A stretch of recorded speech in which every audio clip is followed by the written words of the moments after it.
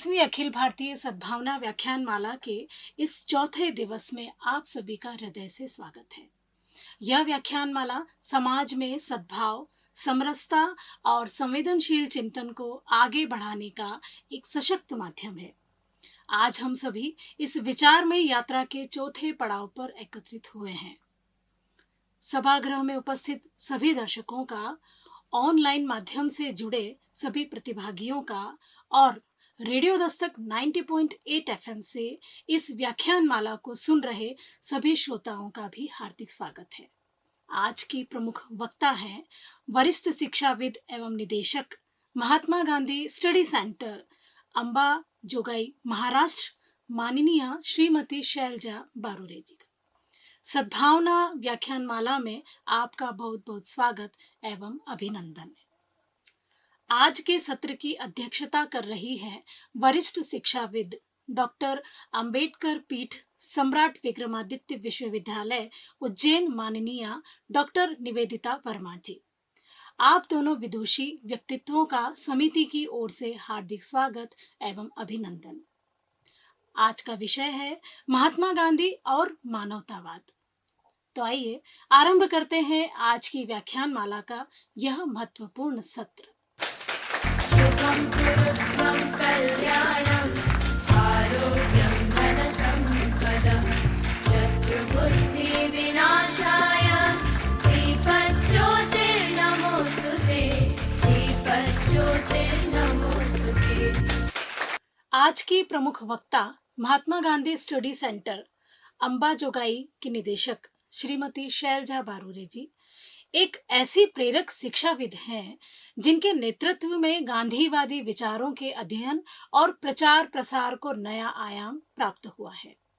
4 दशकों से अधिक के शैक्षणिक और अनुसंधान अनुभव के साथ आपने शिक्षा और शोध के क्षेत्र में अमिट छाप छोड़ी है।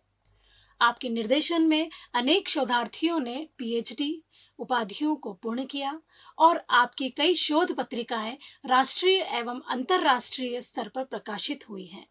नई शिक्षा नीति, महिला सशक्तिकरण, किसान आंदोलन और गांधीवाद जैसे विषयों पर आपके गहन शोध और चिंतन ने विचार जगत को नई दिशा प्रदान की है। आपको महात्मा गांधी शांति रत्न सम्मान और इंद्रायणी साहित्य भूषण पुरस्कार सहित अनेक राष्ट्रीय सम्मान प्राप्त हुए हैं। अब हम आमंत्रित करते हैं आज की प्रमुख वक्ता माननीय श्रीमती शैलजा बारुरे जी को कि वे महात्मा गांधी और मानवतावाद विषय पर अपने सार गर्भित विचार प्रस्तुत करें। आप सभी को मेरा सादर प्रणाम। सबसे पहले मैं परम पूज्य राष्ट्रपिता महात्मा गांधी जी को विनम्र अभिवादन करती हूँ। भारतीय ज्ञानपीठ संस्था उज्जैन की ओर से अखिल भारतीय सद्भावना व्याख्यान माला का आयोजन किया जा रहा है और आज इस व्याख्यान में मुझे व्याख्याता के रूप में बुलाया गया है। इसके लिए मैं आप सभी को बहुत बहुत धन्यवाद देना चाहूंगी।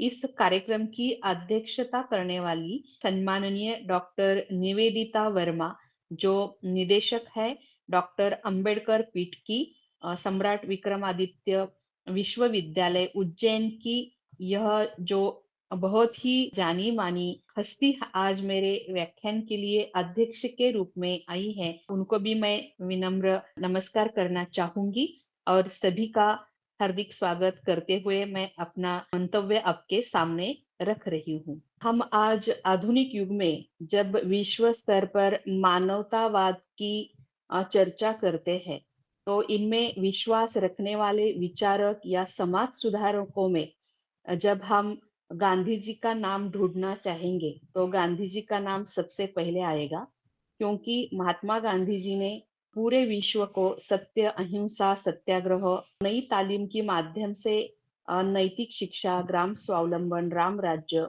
विश्वस्त अवधारणा जैसे विचारों की भेंट दी है, सौगात दिए है। उन्होंने अपने जीवन में जब जब संघर्ष की स्थिति आई या संघर्ष को लोगों के लिए जब तैयार किया तो उन्होंने संघर्ष के साथ साथ रचनात्मक कार्यों पर भी लोगों को काम करने के लिए प्रेरित किया था, क्योंकि केवल संघर्ष ही जीवन नहीं है, विधायक कार्यों से ही कुछ मानवीय मूल्य, मानवता समाज में स्थापित हो सकती है, इस पर महात्मा गांधी जी विश्वास रखते थे। महात्मा गांधी जी को हम संत या राजनेता या और कुछ नामों से जानते हैं, फिर भी वो एक मानवतावादी विचारक थे। यही उनकी असली पहचान है। वो हर एक व्यक्ति को यानी नर को नारायण बनाना चाहते थे। भले ही उन्होंने दक्षिण अफ्रीका या भारतीय स्वतंत्रता के लिए संघर्ष किया हो, ये संघर्ष उनके जीवन में महत्वपूर्ण रहे ही है। फिर भी उन्होंने सभी मानवों को अपने जीवन जीने के लिए जो मूल्य चाहिए, वो मूल्यों की सौगात दी है। उनका एक बहुत बड़ा योगदान रहा है। महात्मा गांधी का संपूर्ण जीवन मानवता का या मानवतावाद का एक प्रयोग रहा है। स्वतंत्रता पूर्व काल में भारत में और उससे पहले दक्षिण अफ्रीका में उन्होंने सत्याग्रह के माध्यम से जनता को भय मुक्त किया था। वर्ण भेद से लड़ने के लिए दक्षिण अफ्रीका में मजदूरों को तैयार किया था। ये जो भय रहता है वो अनेक बातों का रहता है। ये भय कभी शोषण का रहता है, कभी भूख का रहता है, कभी सरकार या शासन का रहता है, पुलिस का रहता है, कभी कभी अन्यायपूर्ण कानून का भी भय रहता है। इन सभी भयों से व्यक्ति को मुक्त करना ही महात्मा गांधी जी के जीवन का उद्देश्य रहा है और इस उद्देश्य में वह सफल रहे हैं। गांधी जी भारत को एक प्रयोगशाला मानते थे। हमारे किसान पुत्र आंदोलन के प्रणेता अमर हबीब जी ने एक बार अपने भाषण में ये कहा था कि गांधी जी भारत को एक प्रयोगशाला मानते थे। उन्होंने भारत में जो जो प्रयोग किए वो सिर्फ भारत को सुंदर या अच्छा बनाने के लिए नहीं, तो पूरे विश्व को वो सुंदर और अच्छा एक मानवीय समूह या मानवतावादी मूल्यों का स्थापना करना चाहते थे, प्रस्थापित करना चाहते थे। भले ही उनको भारत के राष्ट्रपिता से हम जानते हैं, मगर वो पूरी मानवता या मानवीय मूल्यों को स्थापित करने वाले एक हमारे पूर्वज के रूप में हमें जानना चाहिए। गांधी जी ने सत्याग्रह के माध्यम से यह सिद्ध किया कि शोषण का अंत रचनात्मक और अहिंसात्मक मार्ग से किया जा सकता है और भारतीय स्वतंत्रता संग्राम को उन्होंने अहिंसा के मार्ग से सफलता दिलाई। इससे अनेक राष्ट्रों के नेताओं ने भी प्रेरणा के रूप में स्वीकृत किया। हम जानते हैं नेल्सन मंडेला जी है, ऑंग सान सू ची है, आज के बराक ओबामा है, या पूरे विश्व में ग्रेटा थनबर्ग है जो आज की नव युवा है, या हर एक हल समस्या पर हल ढूंढने वाले सामाजिक कार्यकर्ता जो महात्मा गांधी जी को और उनके विचारों को फॉलो करना चाहते हैं। इससे गांधी पूरे विश्व के लिए एक दीप स्तंभ जैसे है। सिर्फ भारत या स्वतंत्रता पूर्व के भारत को ही गांधी जी ने मार्गदर्शन नहीं किया, गाइड नहीं किया, तो आज भी हर एक प्रॉब्लम पे गांधी जी हमें एक आंसर या रामबाण उपाय की तरह मालूम होते हैं। तो हमें गांधी जी को रिविजिट करना चाहिए, पुनः पुनः उनका अध्ययन करना चाहिए और उन्होंने जो कुछ भी हमें वैल्यूज दिए हैं उनको जानना चाहिए। हम सब समझते हैं कि शासन या सरकार हर बार लोगों के हित के लिए काम करता है। महात्मा गांधी जी एक पहले इंसान थे जिन्होंने सामान्य व्यक्ति को या सामान्य जनता को, आम जनता को सरकार के विरोध में खड़ा करने का साहस दिया। सभी कानून भी लोगों के लिए हितकारी या उपयोगी नहीं हो सकते। कुछ कानून अन्यायपूर्ण होते हैं। उन्होंने नमक सत्याग्रह के माध्यम से यह बात आम जनता के मन में जताई कि अगर कानून अच्छे नहीं हो या कानून सामान्य लोगों के हित में नहीं हो तो उनका विरोध करना चाहिए और अपनी आवाज उठानी चाहिए।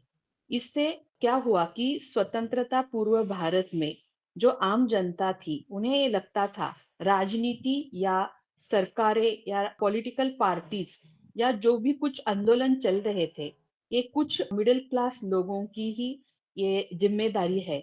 यह विचार छोड़ के आम जनता भी गांधी जी के आंदोलन में शामिल हुई और इससे उनमें जो एक आत्मविश्वास निर्माण हुआ, इससे हमारे स्वतंत्रता की ओर हमारे कदम तेजी से बढ़ने लगे। ये बात तो एक बात थी, मगर आम जनता को भी जीने का अधिकार है, उनमें भी विकास या आत्मविश्वास की संकल्पनाएं अगर उनमें बो दी तो वो भी एक अच्छा इंसान बन सकते हैं। ऐसा एक महत्वपूर्ण विचार गांधी जी ने दिया था। और यही एक मानवीय मूल्य है कि अपने आप पर विश्वास रखो और अपने साथ ही अपने आजू बाजू के लोगों को भी विश्वास रखो। सिर्फ अपने चाहने वालों पर ही विश्वास रखना काफी नहीं है, तो हमारे विरोधकों के भी विचारों पर हमें विश्वास रखना चाहिए, उनका भी हमें सम्मान करना चाहिए। सत्याग्रह के माध्यम से महात्मा गांधी जी ने दक्षिण अफ्रीका और भारत में यह बात सिद्ध की थी कि अगर आप सत्य के आग्रह में कुछ करते हैं या आत्मक्लेश करके भी सामने वाले के हृदय परिवर्तन पे विश्वास रखते हैं, तो विरोधक भला ही क्यों न कितना कट्टर हो, शोषित हो, अन्याय या अत्याचार करने वाला हो, फिर भी वो इंसान रहता है और वो अपने विश्वास रखता है, वो बदल जाता है, उसका हृदय परिवर्तन हो जाता है। जनरल समक्ष जो गांधी जी के विरोधक थे, उन्होंने अपने डायरी में लिखा है कि जब गांधी जी दक्षिण अफ्रीका छोड़ के चले गए तो उन्हें बहुत दुख हुआ था। विरोधों को विरोधी लोगों के मन में भी महात्मा गांधी जी ने अपने लिए एक जगह बनाई थी। वो कोई अमीर आदमी नहीं थे या कोई एकेडमिशियन नहीं थे, मगर जो वो इंसानों पे विश्वास रखते थे, मानवीय मूल्यों पर विश्वास रख के अपने आंदोलन की दिशाएं तय करते थे और अपनी पूरी रचनात्मक कार्यक्रमों में सिर्फ मानवीय मूल्यों को स्थान देते थे। इसलिए विरोधक और उनके समकालीन जो भी सहकारी रहते थे, वो गांधी जी का आदर या सम्मान करते थे। गांधी जी ने जितना सम्मान पाया उतनी उन पर टीका भी हुई है, उनके विचारों पर लोगों ने चिकित्सा भी की है। मगर इससे गांधी जी की महत्ता या उनका बड़प्पन कम नहीं होता, क्योंकि गांधी जी ने जो काम किया है, गांधी जी ने अलग अलग विषयों पर बहुत सारा काम किया है। गांधी जी वर्ण व्यवस्था से लड़े हैं, गांधी जी जातीयता से लड़े हैं, गांधी जी ने अस्पृश्यता को एक मानवीय कलंक कहा था या मानवता पर लगा हुआ कलंक कहा था। गांधी जी पर्यावरण के बारे में भी बहुत सारी जानकारी रखते थे। वो पर्यावरण पूरक जीना चाहिए, ऐसे उन्होंने कहा था। हिंद स्वराज यह उनकी जो छोटी सी किताब है, उसमें उन्होंने यंत्र युग और वेस्टर्न कल्चर के बारे में जो कुछ भी अपने विचार रखे हैं, वो आज के यंत्र युग में, विज्ञान युग में और आज जो पूरे विश्व में युद्ध का माहौल है, हिंसा चारों ओर से हमारे पास आ रही है। हम सुख और चैन की जिंदगी जीना तो चाहते हैं, मगर ऐसी परिस्थिति अभी विश्व स्तर पर या किसी भी राष्ट्र के लिए तैयार नहीं है।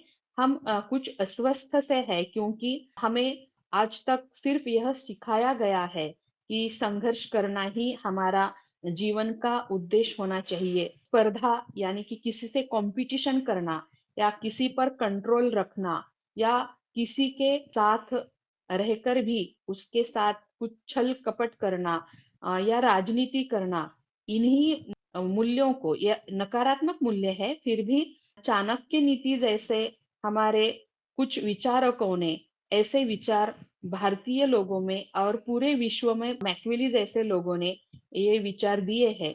मगर इन सभी विचारों को बहुत पीछे छोड़कर महात्मा गांधी जी ने करुणा, प्रेम, स्नेह, दया, सहानुभूति, परस्पर प्रेम, ये जो मूल्य बताए थे, ये बहुत ही महत्वपूर्ण है। गांधी जी के आंदोलन या गांधी जी के सत्याग्रह या गांधी जी ने भारतीय स्वतंत्रता के लिए जो योगदान दिया, यह सब हम अगर भूलना भी चाहे और भूल भी गए तो कुछ बात नहीं, मगर गांधी जी ने व्यक्ति के लिए प्रेम का होना, स्नेह का होना, करुणा का होना, किसी व्यक्ति के लिए आधे नंगे रहे गांधी, और उन्होंने गांधी जी ने सिर्फ कपड़ों के बारे में ही त्याग किया था ऐसा नहीं। आप सभी तो जानते हैं कि गांधी जी के राजकीय गुरु न्यायमूर्ति गोखले थे, उन्होंने गांधी जी को भारत भ्रमण की सलाह दी थी। आप राजनीति में शामिल होने से पहले पूरे भारत की एक पद यात्रा कर लो, भारत को पूरे से अच्छे से जान लो और बाद में आप राजनीति में एक्टिव होना, ऐसे जब न्यायमूर्ति गोखले जी ने सलाह दी थी, तो गांधी जी जब पूरे भारत में उन्होंने भ्रमण किया तो उन्हें एक बात समझ में आई कि गरीबी जो है वो बहुत है भारत में, और बेरोजगारी भी है। अज्ञान तो था ही, मगर गरीबी से जूझने के लिए या गरीबी से लड़ने के लिए गांधी जी ने पहले अपनी आवश्यकताओं को कम किया। उन्होंने शपथ ली कि मैं सिर्फ उतने ही कपड़े पहनूंगा जितना तन ढकने के लिए जरूरी हो। और गांधी जी ने अपने पूरे कपड़ों का त्याग कर दिया और सिर्फ पंचा और धोती ही वो पहनने लगे। वैसे ही गांधी जी ने एक बार देखा कि रसोई में घर की औरतें बहुत ज्यादा समय देती है और इसकी वजह से वो सार्वजनिक जीवन में या आंदोलन में शामिल नहीं हो सकती। तो गांधी जी ने उस समय भी एक शपथ ली कि मैं सिर्फ 4 ही पदार्थ या 4 ही जिन्नस खाने में लूंगा, उसमें एक तो नमक होगा और बाकी रहे 3। तो ऐसी शपथ लेने वाला यह नेता, जिन्हें आम जनता जो खाती है वैसे ही खाना चाहिए, यह विचार भी उन्होंने दिया। और महिलाओं का समय जो रसोई में बहुत ज्यादा जाता है और सार्वजनिक रूप में या सार्वजनिक जीवन में उनकी सक्रियता बहुत कम दिखाई देती है, इसलिए उन्होंने ऐसे खाने के बारे में भी कुछ कंट्रोल किया था या शपथ ली थी। ऐसे महात्मा गांधी ऐसे नेता थे जिन्होंने अपने जीवन में बचपन से सत्य पर निष्ठा रखी और हर बार खुद में परिवर्तन वो लाना चाहते थे। ऐसा नहीं कि गांधी जी जन्म से ही महात्मा थे। उन्होंने आम लोगों की तरह चोरी की है, मांसाहार किया है, वो झूठ भी बोले हैं। और यहाँ तक कि उन्होंने अपनी आत्मकथा में लिखा है कि वो एक बार वेश्यावस्ती तक पहुंच गए थे, मगर जो गलती एक बार उन्होंने की और बाद में उन्होंने कभी भी वह गलती नहीं दोहराई। उनकी यह जो निष्ठा थी, सत्य पर निष्ठा, उन्हें जब कुछ अंतिमता निष्कर्ष उनके हाथ में आता था तो उस निष्कर्ष पे वे पूरे जीवन भर चलते थे। गांधी जी ने अपने जीवन में एक भी ऐसा तत्व, मूल्य या व्रत नहीं बताया जिस पर वो चले नहीं हो, जिसका अंगीकार उन्होंने किया नहीं हो या अपने जीवन में उस पर उन्होंने काम नहीं किया हो। तो गांधी जी पहले खुद करते थे और बाद में लोगों को करने के लिए बोलते थे। ऐसे वो राजनीति में सक्रिय थे, फिर भी वो एक त्यागी और तपस्वी संत की तरह भारत में रहते थे। और इन्हीं वजहों से उन्होंने जो मानवीय मूल्य भारतीय समाज को या पूरे विश्व को दिए हैं, वो आज भी बहुत रिलेवेंट है। अभी मैंने गोविंद तलवलकर जो महाराष्ट्र टाइम्स के संपादक थे, उनकी एक किताब पढ़ी, व्यक्ति और वाङ्मय। उन्होंने गांधी जी के बारे में एक आर्टिकल लिखा है, महात्मा गांधी एक शोकांत नायक।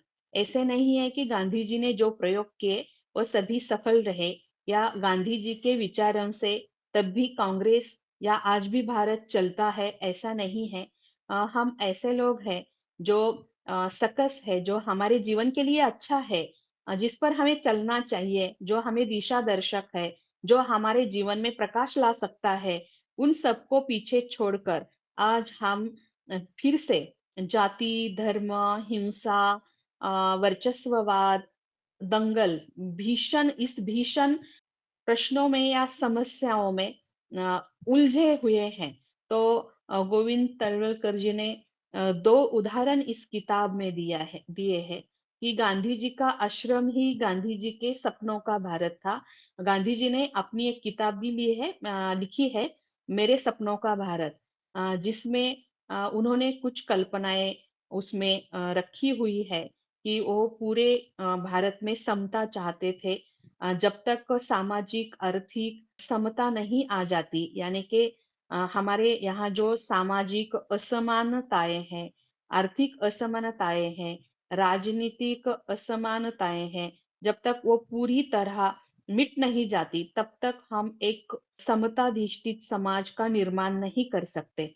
और इसका प्रयोग उन्होंने अपने आश्रम में किया था। उनके आश्रम में जैसे राजकीय नेता तो राजनीति के सभी लोग आ जाते थे। पंडित जवाहरलाल नेहरू थे, मौलाना आजाद जी थे, सरदार वल्लभ भाई पटेल थे, ऐसे और कई लोग गांधी जी के आश्रम में आते जाते रहते थे। उनमें महिलाएं भी थी, सरोजिनी नायडू थी, राजकुमारी अमृता कौर जी थी। इंटरनेशनल लेवल के पत्रकार जैसे कि लुई फिशर जैसे लोग भी उस आश्रम में आते थे, रहते थे। उनकी a week with Mahatma Gandhi एक किताब भी बहुत प्रसिद्ध है।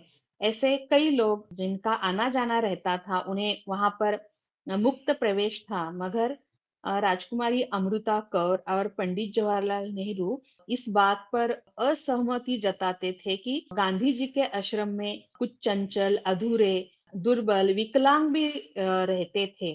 तो इन लोगों की आश्रम में रहने की कोई जरूरत नहीं है, ऐसे उन्हें लगता था। राजकुमारी अमृता कौर ने तो एक बार ऐसे पंडित जवाहरलाल नेहरू को खत में लिखा भी था कि गांधी जी ये आम जनता ऐसे चंचल और विकलांग लोगों को आश्रम में लाना बंद कर दे तो अच्छा होगा। मगर गांधी जी को इन सभी लोगों का सहवास पसंद आता था। वो कहते थे हमारा आश्रम अपंगों और अर्ध विक्षिप्त लोगों का आश्रम है। और इससे कई बार विवाद भी उत्पन्न होते थे। यहाँ तक कि प्यारेलाल जी को एक बार आश्रम भी छोड़ना पड़ा था। मुझे कहना यह है कि जैसे पूरे समाज में लोग अच्छे रहते हैं, शारीरिक और मानसिक रूप से वो निरोगी रहते हैं, विवेकी रहते हैं, उनसे ही समाज बनता है, ऐसा नहीं। तो कुछ चंचल, अर्ध विकसित, वंचित, दुर्बल ऐसे लोगों का भी समाज रहता है और इन सभी को हमारे आश्रम में जगह मिलनी चाहिए या पूरे समाज में इनको भी कुछ स्थान होना चाहिए, ऐसा गांधी जी कहते थे। आज हम देखते हैं कि जो लोग गरीबी में रहते हैं, अशिक्षित है, जिनके पास जीने के लिए पर्याप्त साधन नहीं है, ऐसे लोगों के लिए ना सरकार कोई योजनाएं रखती है और ना ही अच्छे लोग जो इकोनॉमिकली अच्छी कंडीशन में रहते हैं, उनके विचार विश्व में ऐसे गरीब या विक्षिप्त, अपंग, दुर्बल लोगों के लिए स्थान नहीं है। मगर महात्मा गांधी ने इन सभी लोगों को अपने जीवन में, अपने आश्रम में और अपने पूरे आंदोलन में भी उनको स्थान दिया था। इससे यह साबित होता है कि महात्मा गांधी जी मानवता में अत्यंत गहरी आस्था रखते थे और समाज में मजबूत लोगों के साथ साथ दुर्बल लोगों को भी शामिल करते थे। आज समाज में जो असमानता या अमानवीयता दिखाई देती है, उसके मुकाबले गांधी जी ने अपने आश्रम में जो प्रयोग किया था वह एक मानवता का महान प्रयोग था। अस्पृश्यता के बारे में भी गांधी जी का दृष्टिकोण उल्लेखनीय था। उन्होंने अस्पृश्यता, पहले तो जातीयता और उससे निकली अस्पृश्यता को मानवता पर लगा हुआ कलंक उन्होंने कहा था। उन्होंने इस अस्पृश्यता को मिटाने के लिए शपथ ली थी कि वह उन्हीं शादियों में शामिल होंगे जिसमें एक पक्ष सवर्ण पक्ष रहेगा और एक पक्ष दलित पक्ष रहेगा। और उन्होंने उस शपथ को पूरी तरह से निभाया भी था। ये मैं तो इसलिए बता रही हूँ कि गांधी जी के समय में जितनी जातीयता, अस्पृश्यता कायम थी, वह अब भी हमारे समाज में जीवित दिखाई देती है। गांधी जी के जो कुछ प्रयोग सफल हुए वो अच्छी बात है, मगर जो प्रयोग असफल रहे उनमें जातीयता या अस्पृश्यता को मिटाने वाला एक प्रयोग अभी भी सफल होना बाकी है। तो हम जैसे लोगों को ये तय करना चाहिए कि हमारे होते हुए हमारी अगली पीढ़ियों को हम जात, धर्म, वंश, इससे श्रेष्ठ कनिष्ठ जो भाव उत्पन्न होता है वो हम ट्रांसफर नहीं करेंगे, वो हस्तांतरित नहीं करेंगे। ये सभी जो सामाजिक दोष है यह हम तक ही सीमित रहेंगे। हमसे आगे आने वाली पीढ़ियों में इनको हम नहीं जाने देंगे। अस्पृश्यता के बारे में गांधी जी का और एक उदाहरण इस किताब में दिया है कि पुरी के मंदिर में जब कस्तूरबा गांधी और महादेव भाई देसाई जी की पत्नी अ, गई थी, तो गांधी जी को बहुत गुस्सा आया। उनको ये बात बिल्कुल भी अच्छी नहीं लगी कि जिस मंदिर में अस्पृश्य लोगों को प्रवेश नहीं है, उनको अंदर आने नहीं देते हैं, उस जगह कस्तूरबा को जाने की कोई जरूरत नहीं थी। उन्होंने कस्तूरबा को डांटा मगर आत्मदंड खुद को भी दिया। तो माधव भाई देसाई ने लिखा है कि गांधी जी को इसके कारण उनका ब्लड प्रेशर बढ़ गया, वो बहुत अस्वस्थ से रहने लगे। और वो लिखते हैं, to live with a saint in a heaven is a bliss and glory, but to live with a saint on earth is a different story.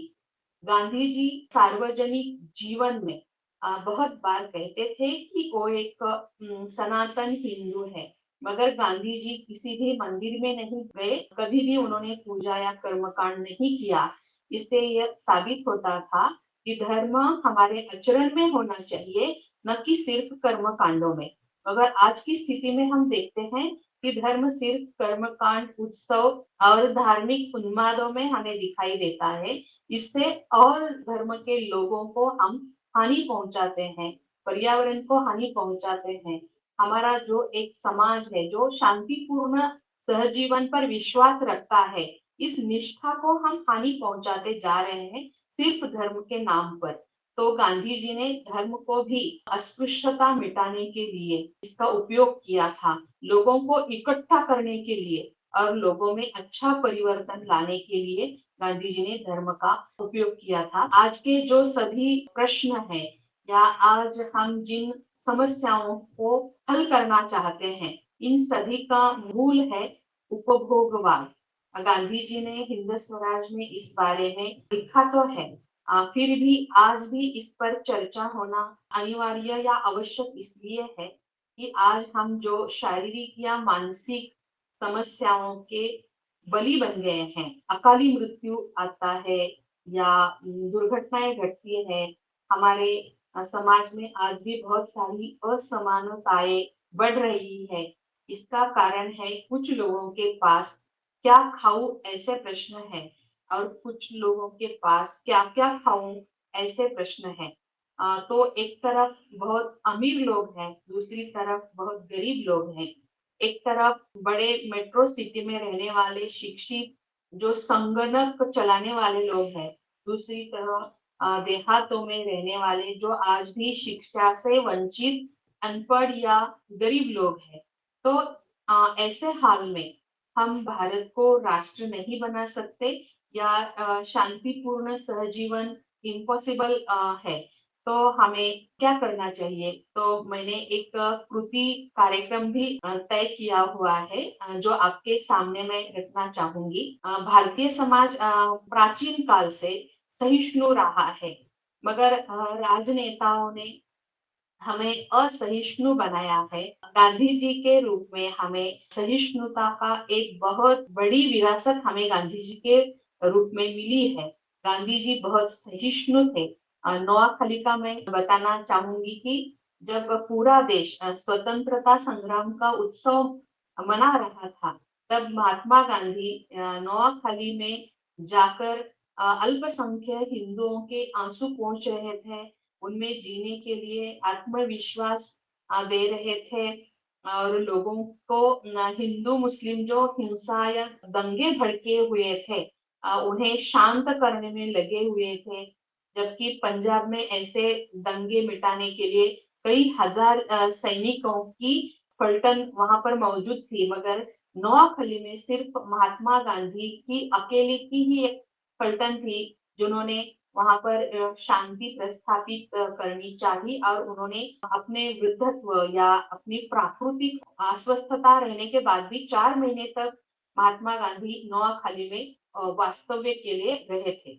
तो ये जो गांधी जी का सहिष्णुता का यज्ञ था, जो नोआखली में शुरू हुआ था और 30 जनवरी 1948 में ये समाप्त हुआ। उनके मृत्यु के पश्चात ही गांधी जी का यह सहिष्णुता का यज्ञ खत्म हुआ है।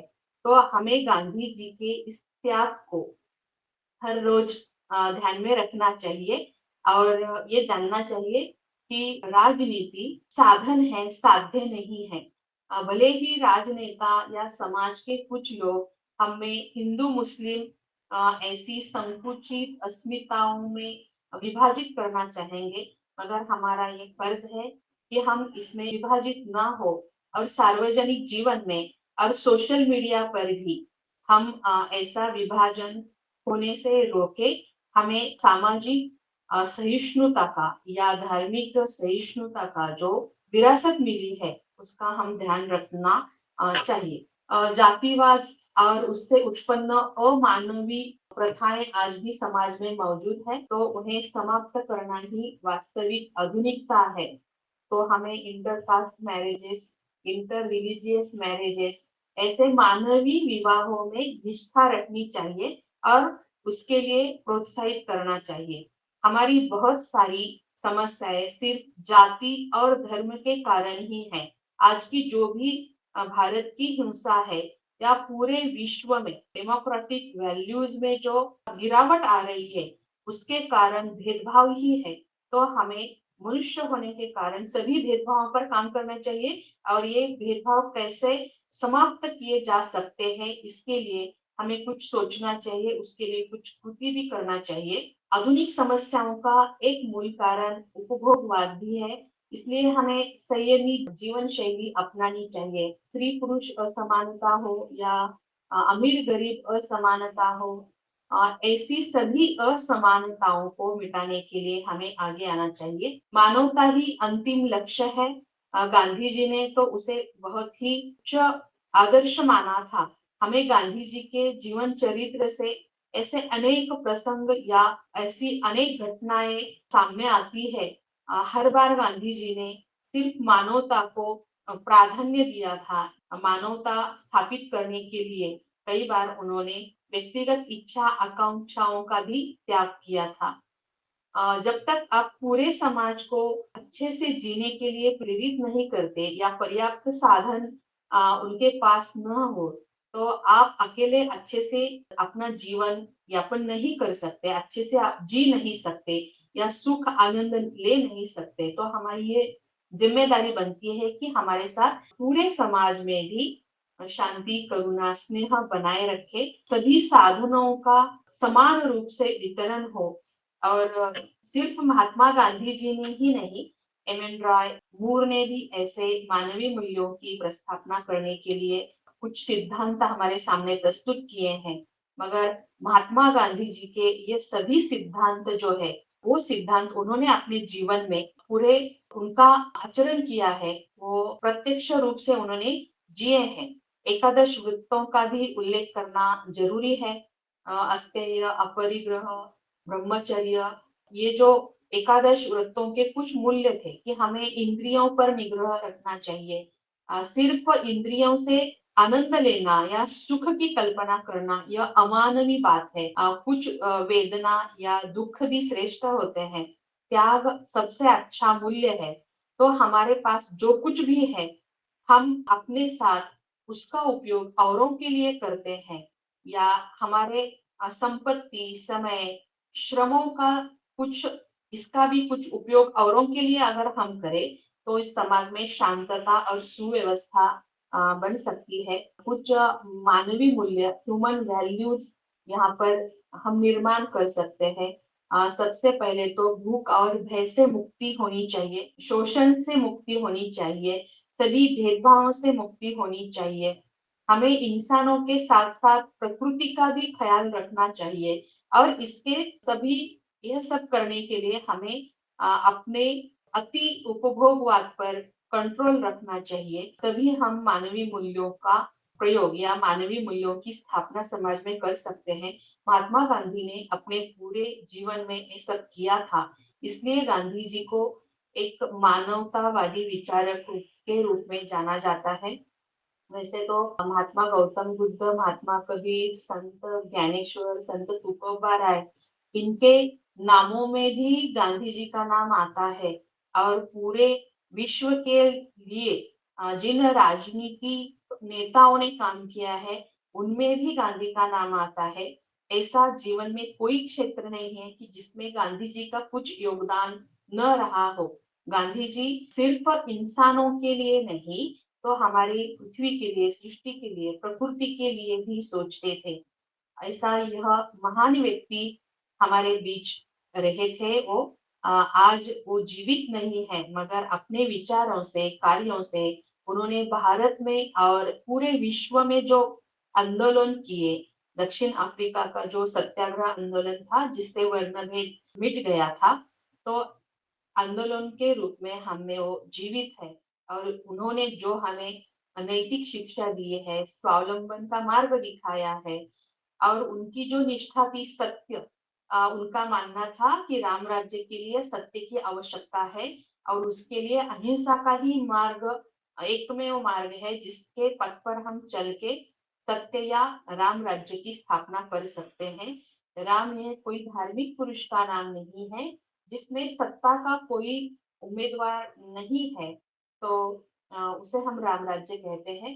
तो ऐसे हम गांधी जी के विचारों की जो देन है उसको हम रिविजिट करना चाहिए और गांधी जी के विचारों का हमारे आचरण में लाना चाहिए और सभी मानवों को सुख और समृद्धि की आशा आकांक्षाएं मैं मेरे व्याख्यान में मिले ऐसी सद्भावना व्यक्त करती हूँ। अखिल भारतीय सद्भावना व्याख्यान माला में मुझे आपने बुलाया, मेरे विचार सुने, इसलिए मैं आप सभी का बहुत बहुत धन्यवाद व्यक्त करना चाहूंगी। Thank you.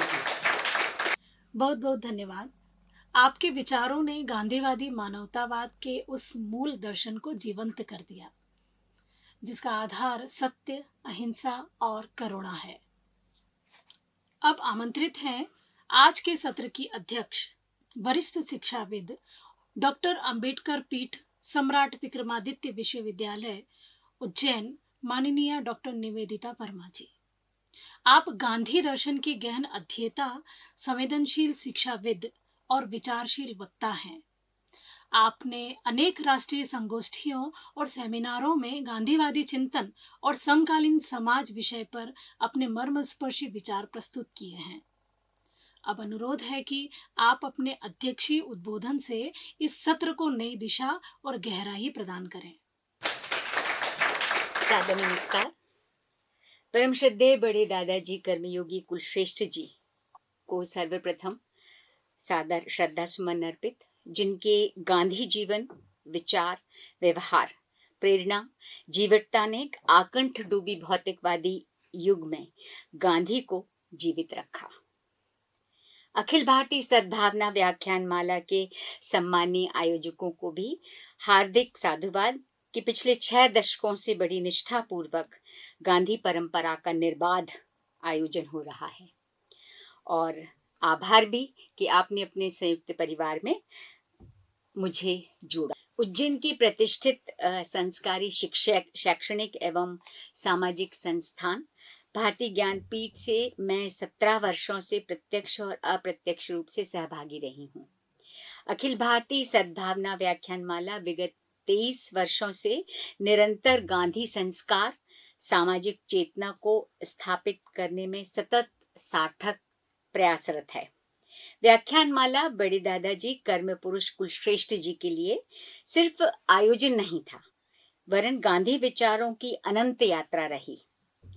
विचार यात्राओं में गांधी के उन सभी व्यवहारिक आयोजनों को प्रमुख रूप से शामिल किया गया जिनमें समाज से संवाद, सामाजिक जागरूकता, महिलाओं की शिक्षा, आत्मनिर्भरता, सद्भावना जैसे सभी विषय शामिल किए गए। संचार क्रांति के चलते स्वरूप भी परिवर्तित हो गया, लेकिन भावना, उद्देश्य, क्रिया और कार्यशीलता यथावत है। मैंने इस व्याख्यान माला में दर्शक के रूप में प्रेरक प्रभाव, सृजनशीलता को गहरे अनुभव किया है। मैंने महसूस किया है कि यह सिर्फ शैक्षणिक संस्थान ही नहीं है, बल्कि सामाजिक दायित्व निभाने वाला प्रतिबद्ध संगठन भी है। मेरा मानना है कि यहाँ की व्याख्यान मालाओं जैसे आयोजन में सर्वधर्म प्रार्थना सभा मैंने इसी संस्थान में सुनी है, इसके पहले शायद कहीं नहीं सुनी। डिग्री देना इस शैक्षणिक संगठन का उद्देश्य नहीं है। विद्यार्थियों को आत्मनिर्भर बनाना, सामाजिकता का भी पाठ पढ़ाया जाता है। मेरा विचार है कि अखिल भारतीय सद्भावना व्याख्यान माला के माध्यम से संस्थान ने जिस वैचारिक परंपरा को स्थापित किया है, वह आयोजन नहीं बल्कि समय और समाज की आज प्रमुख आवश्यकता बन गई है। मुझे बहुत सुख संतोष है कि मैं इस सामाजिक पहल का हिस्सा हूँ। दर्शक दीर्घा से मंच तक की मैंने यात्रा तय की है और आज आप सभी आदरणीय प्रबुद्ध जनों के समक्ष अपने विचार रखने का सुअवसर मुझे प्राप्त हुआ है। सम्मानीय श्रोता विद्वज्जनों को भी सादर नमस्कार। आज का विषय गांधी और मानवतावाद। इनकी मुख्य वक्ता मैडम शैलजा बारूरे, वरिष्ठ शिक्षाविद, निदेशक, महात्मा गांधी स्टडी सेंटर, अंबोगजोई, महाराष्ट्र। आपने गांधी और मानवतावाद विषय पर समग्रता में अपना वक्तव्य दिया। मैडम ने लगभग गांधी दर्शन के हर उस बिंदु पर अपने विचार व्यक्त किए जिसकी आज आवश्यकता है। प्रत्येक विचार पर वर्तमान परिदृश्य में समुचित उन्होंने व्याख्या भी की। सारगर्भित उद्बोधन के लिए आपको पुनः आभार और धन्यवाद। और अब कुछ अपनी बात। गांधी और मानवतावाद विषय पर मुझे 1986 के तत्कालीन राष्ट्रपति श्री ज्ञानी ज़ैल सिंह के भाषण के अंश याद आ रहे हैं। महामहिम जी ने राष्ट्रपिता को स्मरण करते हुए कहा था कि क्या हमें सचमुच गांधी को छूने और माला पहनाने का अधिकार है? क्या हम सचमुच उनके बताए हुए रास्ते पर चल पा रहे हैं? मैं समझता हूं कि हम सब महात्मा गांधी के साथ धोखा कर रहे हैं, उनके नाम का फायदा उठा रहे हैं। आज मैं उनकी प्रतिमा को माला तो पहना रहा हूं, लेकिन ग्लानि हो रही है। अब प्रश्न यह कि 39 साल के बाद भी क्या गांधी के प्रति आस्था विश्वास कम हुआ है, बढ़ गया है, या खत्म होने की कगार पर है? या फिर हमने उन्हें 2 अक्टूबर 30 जनवरी तक सीमित कर दिया है? 4 दशक बाद भी प्रश्न वहीं खड़ा है, उसका उत्तर आज भी निरुत्तर है। अखबारों में राष्ट्रीय अंतर्राष्ट्रीय परिदृश्य में हिंसा, आतंकवाद का ग्राफ ऊपर जा रहा है, नीचे तो आ नहीं रहा। उग्रवादी शक्तियां नए नए रूप धारण कर आ रही हैं। आर्थिक और राजनीतिक साम्राज्यवाद की तो क्या ही कहिए, वो भी अपना मुखौटा बदलने में पीछे कहाँ है। हम सब इस घटनाक्रम के साक्षी हैं और रहे हैं। महात्मा गांधी को इस सहस्त्राब्दी का सर्वश्रेष्ठ व्यक्ति माना गया है। वे युग पुरुष के रूप में तो प्रतिष्ठित हैं ही।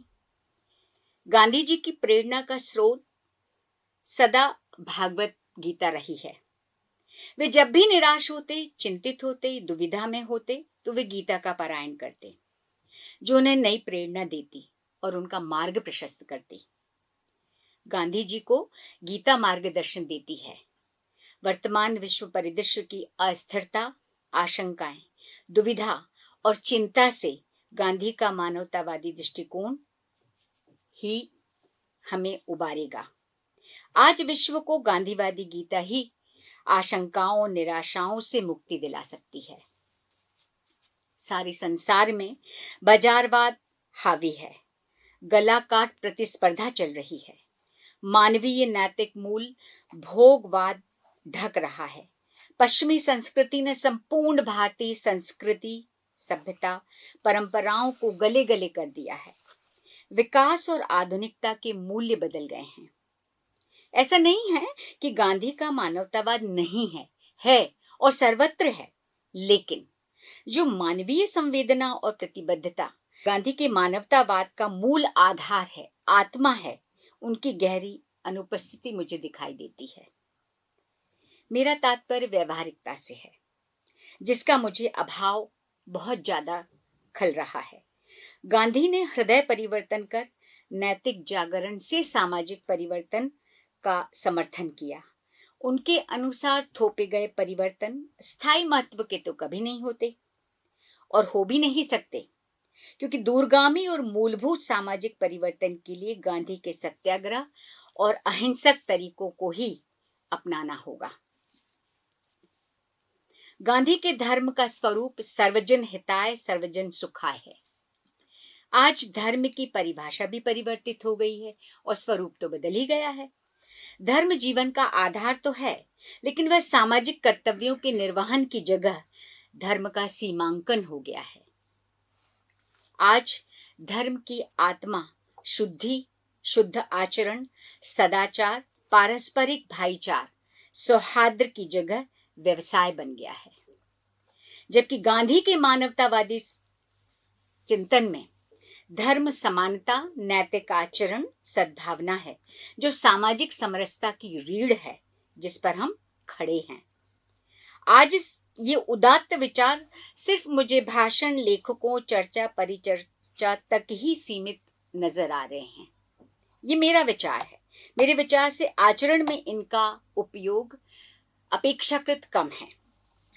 गांधी ने सर्वे भवन्तु निरामः को जिया है। उन्होंने परम सत्ता से हमेशा समाज, राष्ट्र को उच्च व सबल बनाने की कामना की। उनका मानना था धरती का निम्नतम कोटि का प्राणी भी ईश्वर का प्रतिरूप है, इसलिए वह प्रेम सम्मान का समान अधिकारी है। आज भारत को नहीं वरन विश्व को गांधी के मानवतावाद की आवश्यकता है। सैद्धांतिक तो बिल्कुल नहीं, व्यवहारिक, जिसमें स्व अनुशासन, स्व अवलोकन और स्व आचरण हो, जिसमें प्रेम, करुणा, सेवा, नैतिकता, सम्मान, सामाजिक न्याय, निष्पक्षता, ईमानदारी हो, क्योंकि मानवीय चेतना पारस्परिकता के सिद्धांत पर जीवित है। गांधी के मानवतावाद की नींव सत्य, अहिंसा पर आधारित थी। सत्य उनका ओढ़ना बिछोना था। सत्य को गांधी ने अंत तक जिया। गांधी जी की जो उपलब्धियां आज हमारे समक्ष हैं, वे मात्र उनकी उपलब्धियां नहीं कही जा सकती। वे उनके भीतर सत्य बल का शुभ परिणाम हैं। उनकी सत्यता में साध्य और साधन की संपूर्ण पवित्रता है। उनके जीवन के आधार रूप में सत्य और अहिंसा पूर्ण आस्था के साथ विद्यमान है। सत्य को ईश्वर का पर्याय मानते, जिसकी सिद्धि के लिए वे एकमात्र उपाय अहिंसा को ही स्वीकार करते, जो उनके मन, वचन और कर्म सभी पर लागू होता है। आज के अत्यंत विनाशकारी अस्त्रों शस्त्रों के युग में हमारे सामने दो ही रास्ते हैं, या तो हम अहिंसा को अपना लें या फिर अपने अस्तित्व को मिट जाने दें। निसंदेह मानवता पर उनका अटूट विश्वास था। मानवता उनके विचार से एक सागर की तरह है। अगर सागर की कुछ बूंदें गंदी हो भी जाएं, तो सागर गंदा नहीं हो जाता। निसंदेह अब हमें सुनिश्चित करना होगा कि गांधी के मानवतावाद को हमने कितना गंदा किया है और हमें उसकी कितनी सफाई करनी बाकी है। निर्णय तो समय करेगा, कर्म हमें करना होगा। तभी 2 अक्टूबर, 30 जनवरी और व्याख्यान मालाओं की सफलता और सार्थकता होगी। गांधी की तरह कर्मवीर बनना होगा। अपनी प्रकृति के अनुरूप, अपनी चेतना की आवाज के अनुरूप कर्म क्षेत्र का चयन करना होगा। मन मस्तिष्क पर पुरुषार्थ का धनुष धारण करना होगा। संपूर्ण विवेक एवं शक्ति के साथ, विनयी और विनम्रता के साथ अपने कर्म क्षेत्र में डटना होगा। तभी हम गांधी के मानवतावाद की अनंत रश्मियों को मनुष्यता में बिखेर पाएंगे। इसी सद्भावना के साथ बहुत बहुत धन्यवाद। हार्दिक धन्यवाद डॉक्टर वर्मा जी। आपके अध्यक्षीय विचारों ने इस सत्र को और अधिक अर्थपूर्ण बना दिया है। गांधी दर्शन की आधुनिक प्रासंगिकता पर आपकी दृष्टि हम सभी के लिए प्रेरक है। बहुत ही प्रसन्नता हुई 23वीं सद्भावना व्याख्यान माला में शिरकत करते हुए। स्वयं भी मैंने एक व्याख्यान दिया और अध्यक्षीय वक्तव्य भी मैंने सुना। यह एक बहुत ही सुंदर उपक्रम है समाज को जोड़े रखने का, समाज में सद्भावना की स्थापना करने का। और आदरणीय कृष्ण मंगल कुलश्रेष्ठ जी की प्रेरणा, सत्प्रेरणा इसके पीछे है। और पद्म भूषण शिव मंगल सिंह सुमन की स्मृति में आयोजन होता है। दोनों के नाम में मंगल जुड़ा हुआ है, एक कृष्ण है और एक शिव है। तो जो कुछ इनकी स्मृति में, इनकी प्रेरणा से होगा, वह सब कुछ मंगलमय होगा और कृष्ण और शिव उसके साथ बने। मैं जब इस स्थान पर आता हूँ तो आदरणीय कृष्ण मंगल सिंह श्रेष्ठ जी के चित्र देखकर मेरा मन अत्यंत ही पवित्र हो जाता है।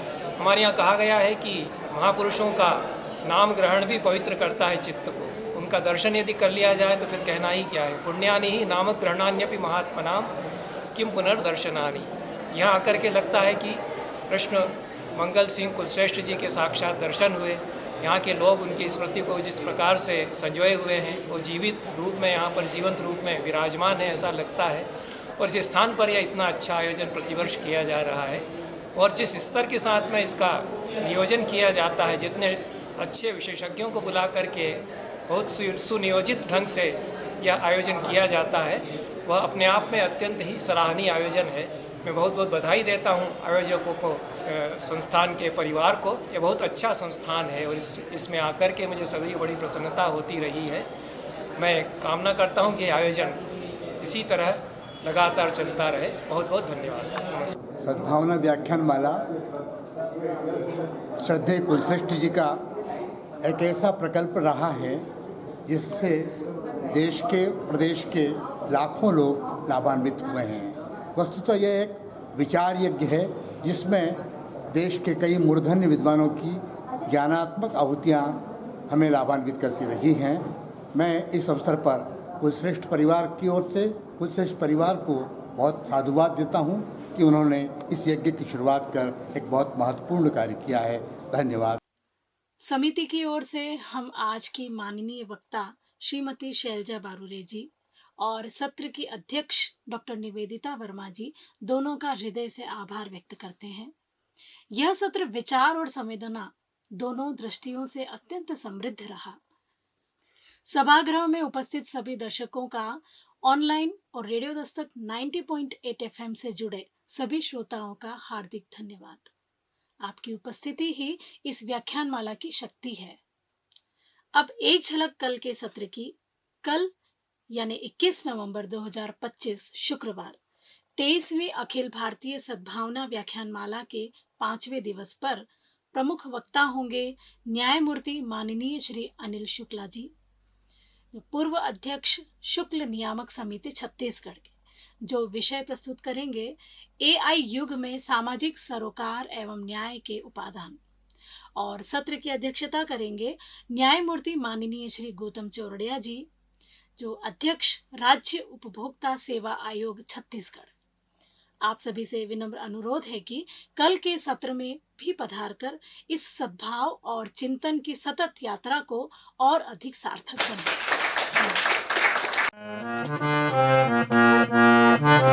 सबके लिए खुला है मंदिर यह है हमारा, सबके लिए खुला है मंदिर यह है हमारा। मतभेद को भुलाता मंदिर यह है हमारा, मतभेद को भुलाता मंदिर यह है हमारा।